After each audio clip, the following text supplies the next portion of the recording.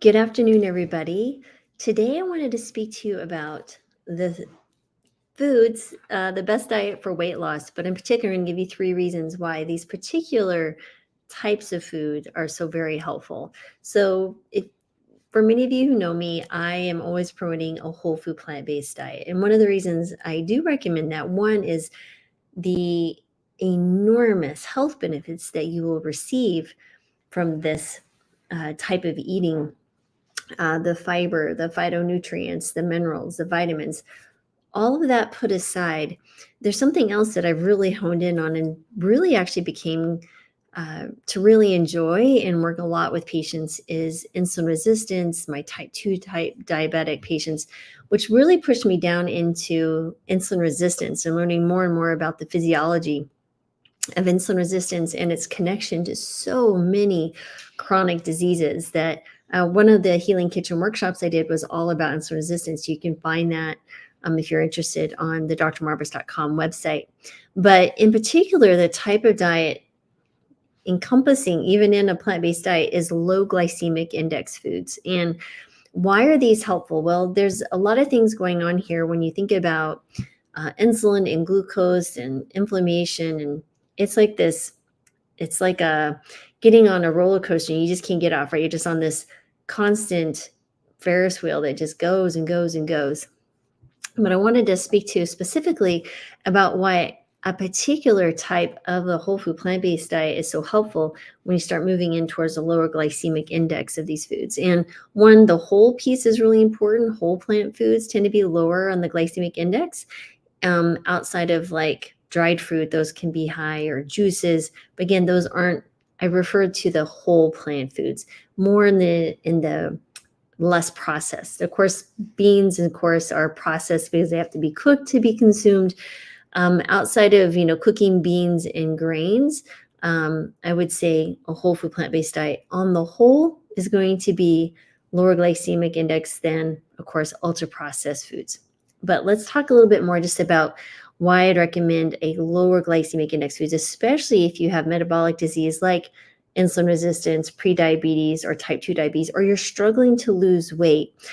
Why are these very, very helpful? Well, first of all, we understand the core of weight loss, I don't care what you've read or who said it, is you have to be in a caloric reduction, right? You have to be eating less and using more calories. You have to be some type of deficit in order to lose weight. Now, there are some nuances to that, but at the end of the day, the black and white of it, you have to have some calorie deficit, some energy expenditure greater than what you're taking in, okay? One of the things that happens with low glycemic index foods is that it improves your satiety and reduces your hunger. So that will help in getting this caloric deficit in place, right? So basically, they produce smaller fluctuations in your blood glucose and insulin levels, what we call post consumption, right? Postprandial, after eating. And then that stabilization helps control your appetite. And that leads to reduced calorie intake. There was a study by Larson that showed that individuals consuming a low glycemic index diet reported feeling fuller for extended periods, which contributed to overall lower energy intake. And then that, of course, can help significantly with weight loss, because managing hunger is a big, big deal, right? Because if you're feeling chronically deprived or chronically hungry, it's going to be hard to stick to any kind of diet, much less one that you're already feeling like you're being really restrictive. That is the beautiful thing about a whole food plant-based diet. One is you will be able to eat a lot more food, especially if you're, focusing on the caloric density of foods like high fiber, lots of water, vegetables and fruits and things like that. You're going to feel much fuller and also consume less calories. But the lower glycemic index foods, again, talking about that glucose variability, will help improve your satiety and reduce your hunger. Number two,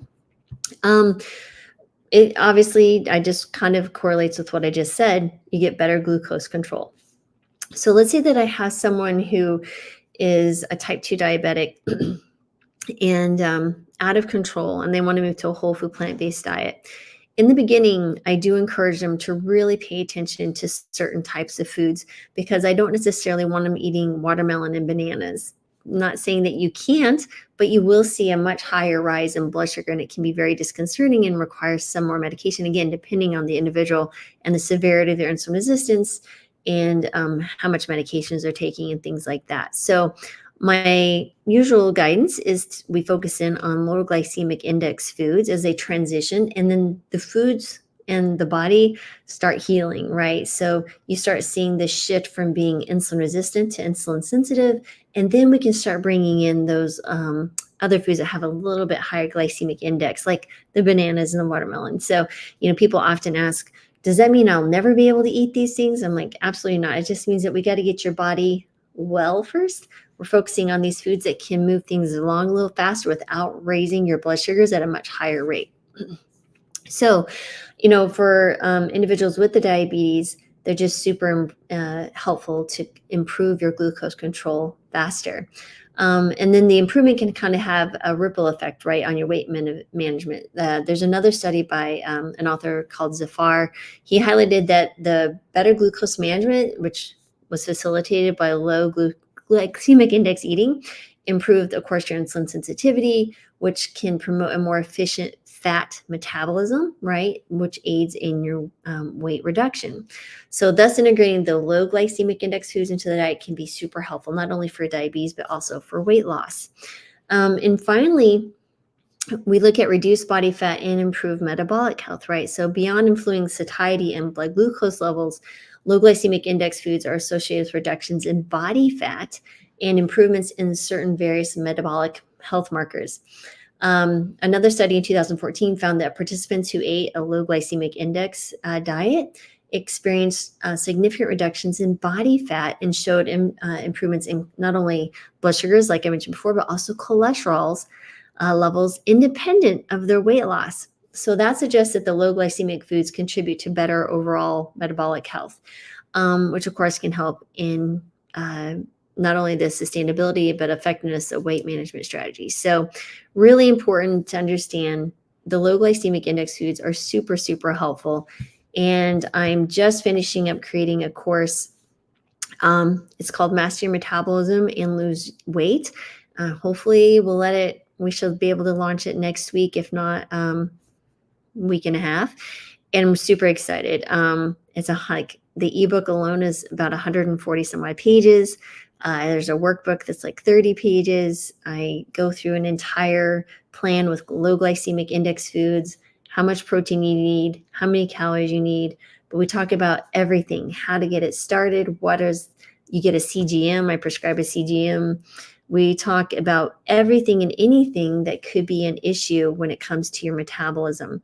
And I'm super excited. It's going to be a 10-week course with lifetime access to monthly live coaching with myself and group live coaching. And so it's going to be a lot of fun. So again, we would be talking about all the labs you need, what they mean, CGMs, patterns, what you should be doing, etc. It's gonna be good. I've been working on it for some time. I had 3 beta groups. In addition to all the years I've been working with patients with a CGM, those who do and don't have diabetes, but they're really struggling to lose weight, this is a wonderful tool to move you in the fast track to weight loss. So there's that. So just to reiterate, low glycemic index foods, which of course the plant foods, there's tons of low glycemic index plant foods. And if you're a little confused on where to start, just pay attention. Check out the drmarvis.com website. You can join my email letter or newsletter, and we'll be launching when I launch the course. You'll be the first to know. But again, it improves satiety and reduces hunger. You get better glucose control, and you get reduced body fat and improved metabolic health, which all together lead to a healthy weight loss, fat loss.